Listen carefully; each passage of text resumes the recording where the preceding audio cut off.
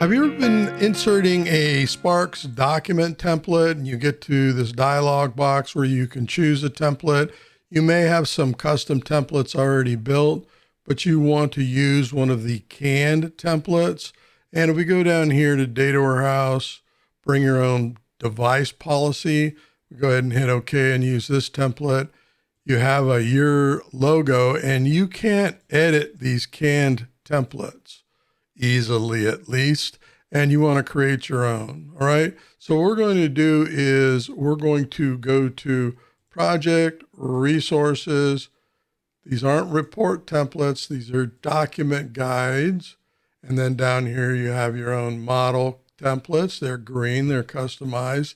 And if you go down to Data Warehouse, here is Bring Your Own, right? We're going to go ahead and open the template up. All right. You can't edit these canned templates. It says your logo here.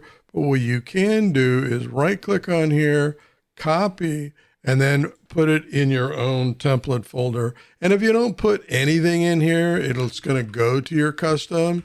But what we're going to do is just create a group called Data Architect, Data Warehouse Architecture, anything you want. Now that template has been created here and it looks just the same, but the option you have here is the ability to edit. We're going to delete this and we're going to insert our own template. So we're in the Document Edit tab, naturally when you launch one of the templates, and we're going to go to Edit Panel, Insert, Embed Picture, and then we're going to choose what we want to embed. And what we're going to do is choose this PNG file, take a look at this one, and hit OK. All right, it has a black background. It does not have a transparent background, so we're going to delete it. And then we're going to go back again.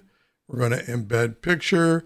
And this time, let's go with the JPEG, right? It has a white background. Let's hit OK. Let's size it a little bit. And there we go. Let's save it. Let's close this one.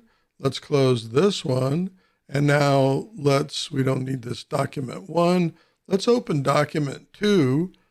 Go to our selection. Here is our new custom template. We're going to hit OK. Yes. And there we go. Now we have our logo.